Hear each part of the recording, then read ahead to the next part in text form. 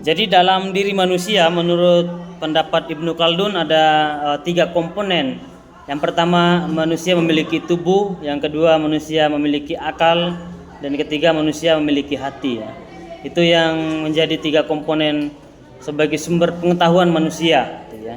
Itu juga yang kemudian dibahas dalam filsafat ya. Dalam filsafat juga mengakui ada 3 komponen yang bisa, terutama dalam filsafat Islam, sebagai sumber pengetahuan ya, bisa melalui dengan akal, manusia bisa mendapat pengetahuan, juga melalui panca indera ya, disebut sebagai kalau dalam filsafat itu disebut sebagai sesuatu yang bisa dieksperimen ya, sesuatu yang bisa dieksperimen. Kemudian yang ketiga ada namanya hati ya, kalau dalam filsafat Islam mengaku itu sebagai perjalanan manusia dalam menemukan pengetahuan melalui dengan hatinya ya. Inilah yang kemudian dilakukan oleh para penempuh tasawuf seperti misalnya Imam Al-Ghazali ya. Dia juga masuk dalam kategori itu. Ibnu Maskawai termasuk juga, ada sufi besar di abad-abad sebelumnya namanya Al-Hallaj. Kalau dari perempuan ada Rabiatul Adawiyah ya. Itu ada beberapa tokoh-tokoh sufi. Termasuk Ibnu Arabi ya, yang banyak juga karangan-karangannya.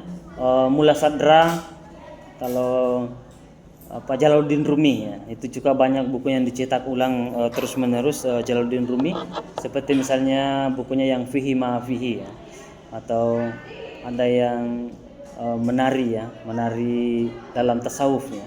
Itu juga karangan-karangan beliau banyak ya.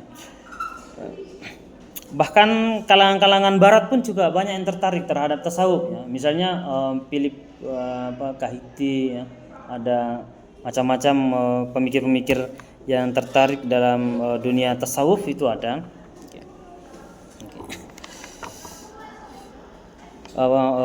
Profesor ya, itu profesor dari barat namanya William Kittig ya. Dia juga konsentrasi terhadap tasawuf Islam ya, sufi, tapi dia orang barat ya. Dan sangat terkenal sekali. Dia fokus ke konsepnya Ibnu Arabi ya. Jadi dia membedah pemikiran dari Ibnu Arabi. Dia salah satu tokoh ya, yang sangat kagum terhadap Ibnu Arabi dan menulis cukup banyak buku tentang tasawuf, dan itu menjadi narasumber dari berbagai kampus di dunia ya, apalagi di barat ya. Kalau pemikir-pemikir dari yang lain, Profesor Sachiko Murata misalnya, itu menulis buku The Tao of Islam ya. Itu juga banyak menulis tentang tasawuf ya.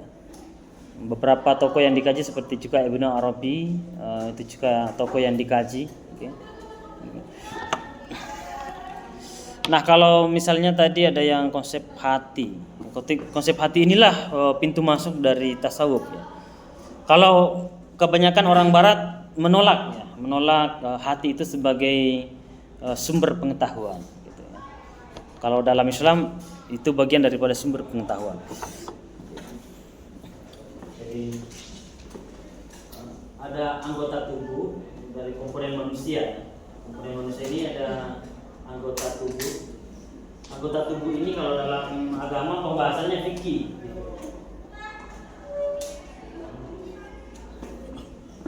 Misalnya ketika Anda dijilat anjing misalnya, berapa kali harus digosok ya, disucikan. Nah, itu wilayahnya pada fisik ya, badan gitu ya. Ketika berwudu ya, sampai mana yang harus dibasuh ya. Apakah misalnya di ubun-ubun itu cukup sehelai rambut, apakah semua rambut atau separuh? Nah, itu macam-macam pendapat. Itu wilayah anggota tubuh. Itu ranahnya fikih. Jadi kalau ranah yang pertama ini, ranah yang kedua ada akal, dan ketiga ada hati. Akal ini ranahnya filsafat, ilmu pengetahuan. Kemudian hati ranah tasawuf. Ada perenungan, ada bisikan hati. Dan itu ditempuh oleh para pemikir-pemikir Islam. Sebagian juga masuk ke hal itu, termasuk Imam Al-Ghazali. Tapi Imam Al-Ghazali itu memiliki dualisme pemikiran. Bukan hanya ahli tasawuf tapi juga ahli filsafat. Imam Ghazali.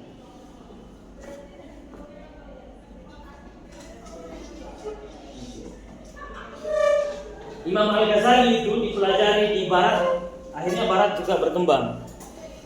Dan pemikirannya Imam Ghazali juga dipelajari di dunia timur, tapi dunia timur mengalami keterbelakangan. Meninggalkan dunia. Banyak yang meninggalkan dunia, mengikuti pemikiran-pemikiran salah mengikuti pemikiran dari Al-Ghazali. Karena kenapa? Seolah-olah Al-Ghazali itu hanya identik dengan Ihya Ulumuddin. Inilah yang biasanya dipelajari di pondok atau di pesantren atau di madrasah.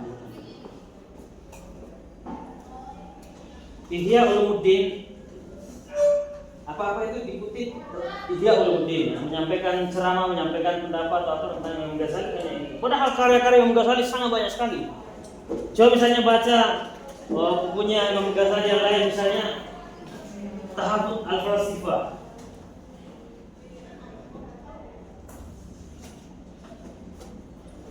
Ini kitab yang mengkritik habis-habisan filsafat gitu ya. Tapi tradisi mengkritik Imam Ghazali, dia lebih dulu menyembungkan diri ya, menyelam dalam dunia filsafat.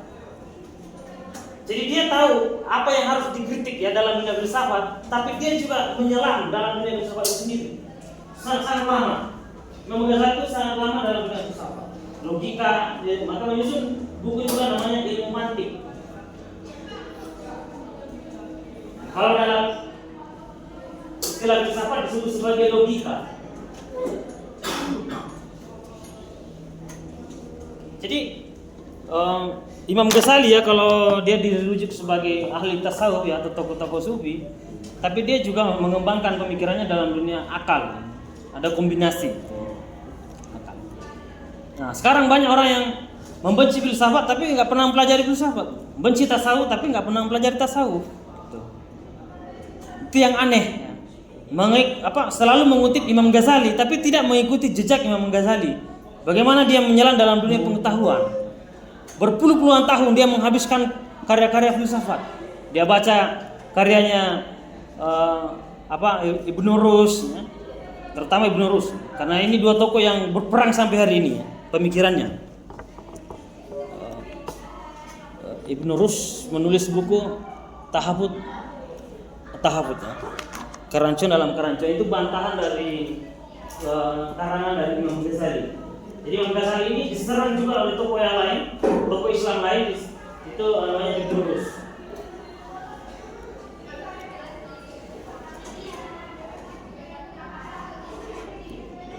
Jadi begitulah karya-karya para pendahulu kita, itu banyak membaca, banyak mengkritik, saling mengkritik, tapi ada argumen-argumen yang dimiliki.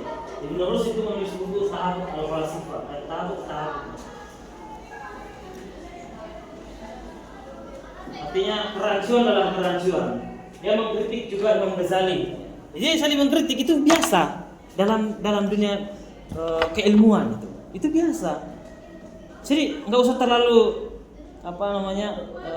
dikeramatkan Imam Ghazali, kiainya nggak usah terlalu dikeramatkan. Kiainya ya, Imam Ghazali aja itu saling bantah-bantahan, itu biasa dalam dunia pengetahuan.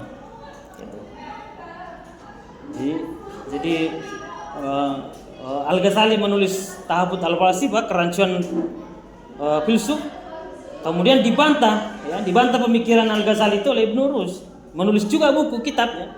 Sebagai bantahnya itu Tahabbut ya. Kerancuan dalam kerancuan, artinya ada kekeliruan Imam Ghazali memahami apa yang dia kritik, saling mengkritik. Sampai sekarang buku itu terus dicetak ulang, ya. Terutama di di Kairo ya, Kairo Mesir, dicetak ulang buku itu sampai sekarang laris. Nah, pembahasan kita pada mata kuliah ini kita lebih fokus kepada akhlak tasawufnya, bagian tasawuf di ranah hati.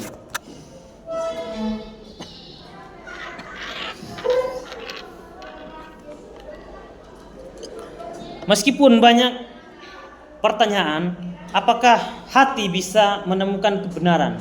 Apakah hati bisa mendapatkan pengetahuan, gitu ya? Kayak gitu. Kalau akal kan jelas, kita bisa berpikir, gitu ya. Rasio kita gunakan. Misalnya di kejauhan sana Anda melihat asap, maka akal kita langsung bergerak, berarti di sana ada api, gitu. Ya, karena biasanya kan di mana ada asap, di situ ada api. Meskipun yang berasap itu belum tentu dari api, bisa saja dari sesuatu yang membeku atau yang dingin. Tapi kalau kita melihat asap itu di atas gunung, maka mungkin bukan kita menyimpulkan bahwa itu dari api, ya, tapi itu memang keluar dari gunung, ya, sesuatu yang membeku atau sesuatu yang dingin. Tapi kalau misalnya ada rumah, gitu kan, Anda dari kejauhan di tengah-tengah perumahan tiba-tiba ada api yang sangat tinggi, tiba-tiba ada asap yang sangat tinggi, maka Anda tidak melihat apinya pun Anda bisa berlogika, oh di situ ada kebakaran, gitu. Itu logika yang memainkan, itu akal, itu bisa. Ya. Jadi kebenaran itu bisa melalui pendengaran, penglihatan, eksperimen, ya. Itulah ranah sains dan teknologi. Sains. Kebenaran bisa di sini. Kebenaran juga bisa dari filsafat, akal. Jadi akal ini yang mengkalkulasi, yang menimbang-nimbang, ya. Nah, itu kebenaran juga bisa ditemukan melalui filsafat.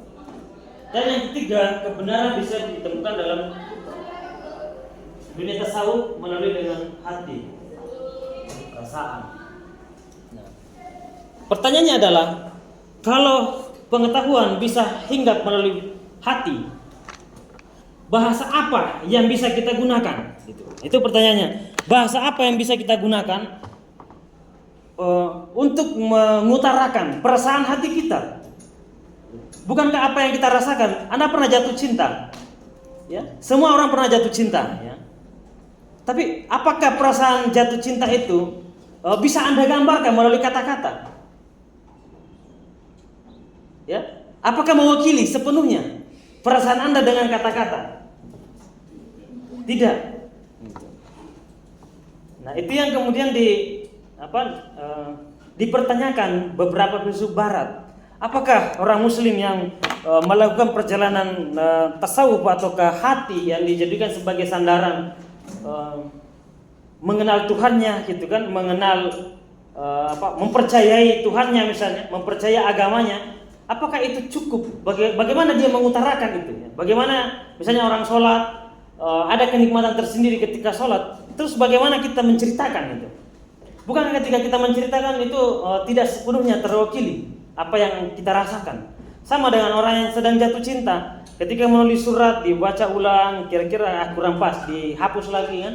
Dihapus, ditulis lagi kata-kata yang lain, kayaknya belum begitu mewakili perasaannya, dihapus lagi. Itu artinya bahwa apa yang kita ungkapkan melalui kata-kata itu tidak mewakili sepenuhnya isi hati kita. Nah, karena mengapa hati ini, apa yang kita rasakan, kita mengungkapkan dengan kata.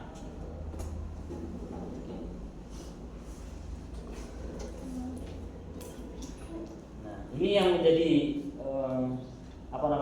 sampai sekarang dikritik, ya, dikritik hati itu sebagai sumber pengetahuan. Oke. Kalau anggota tubuh kan jelas bisa menjadi sumber pengetahuan, ya. Sains, teknologi, eksperimen itu kita mengeksperimen, kita melihat langsung, nah itu sudah jelas bisa sebagai sumber pengetahuan.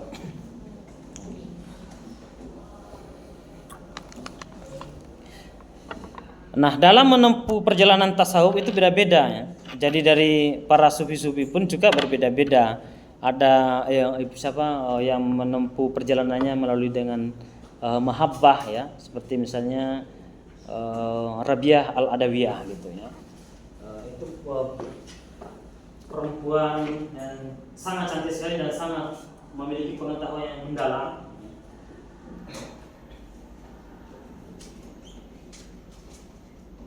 Rabiatul Adawiyah. Dia salah satu, ada yang mengatakan dia belum sempat menikah, ya, sebelum meninggal, ya, sebelum ketika dia sampai meninggal, sampai wafat, itu belum sempat menikah karena belum menemukan pasangan yang sepadan dengan ilmunya gitu. Ya. Ada juga alasan lain, itu karena cintanya kepada Tuhan, sampai-sampai dia mengatakan tidak ada lagi cinta yang tersisa kecuali cintaku kepada Tuhan. Ya. Maka ada terkenal ungkapannya, dia mengatakan, ya Tuhanku, ketika memang apa yang saya kerjakan, ketika Engkau menghendaki aku masuk dalam nerakamu, aku ikhlas menerima nerakamu. Ketika Engkau melemparkan aku ke dalam surgamu, aku menerima surgamu. Tapi aku tidak terlalu membutuhkan keduanya itu. Yang aku butuhkan adalah berjumpa denganmu. Itulah puncak tertinggi dari suatu perjalanan spiritual. Jadi apalah gunanya aku masuk dalam surgamu tapi aku enggak berjumpa denganmu. Nah, itu mahabbah ya, cinta.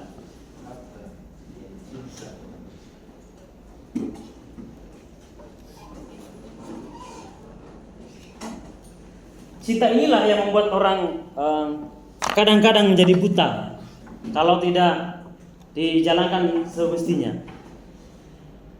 Karena mengapa? Cinta dengan nafsu itu sangat beda tipis, seperti kulit bawang. Ini susah dibedakan. Itu lebih tipis dari kulit bawang. Inilah yang ditakutkan Rabi'ah Adawiyah. Bahkan satu waktu ditanya, ada pemuda ya yang datang kepadanya, siapa namanya ya? Ada yang pernah membaca kisahnya, tokoh pemuda yang datang melamarnya.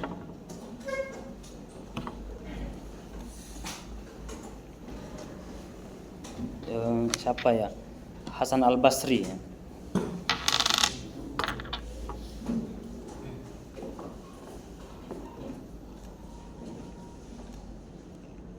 Basri, dia juga tokoh sufi. Tokoh sufi, dia memiliki kemampuan pensucian diri, pensucian hati. Dia pernah datang, wahai Rabi'atul Adawi, aku sangat mencintaimu dan akan kutunjukkan semua kehebatanku. Maka Rabi'atul Adawi mengatakan, apa kehebatanmu?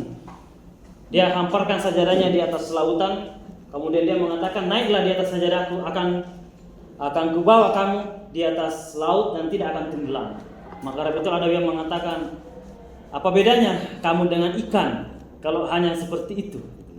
Apa bedanya dengan ikan yang bisa menyelam, tidak tenggelam, bisa terapung? Tidak ada bedanya. Kalau begitu, aku akan membawamu ke atas awan bersama sajadahku. Maka Rabi'atul Adawi mengatakan, kalau itulah yang kau andalkan kehebatanmu, apa bedanya dengan burung? Burung juga bisa melakukan itu. Dan itulah dialog ya, salah satu dialog dari satu pemuda yang mencintai Rabi'atul Adawi ya, akhirnya menjadi mundur ya, karena Rabi'atul Adawi memiliki kemampuan yang lebih hebat. Ya, dia mengatakan bahwa tidak ada ruang-ruang cinta yang tersisa dalam diriku kecuali cintaku kepada Tuhan. Maka itu yang dikhawatirkan ketika jatuh cinta kepada seorang pemuda, dia lalai terhadap Tuhannya. Itu salah satu contoh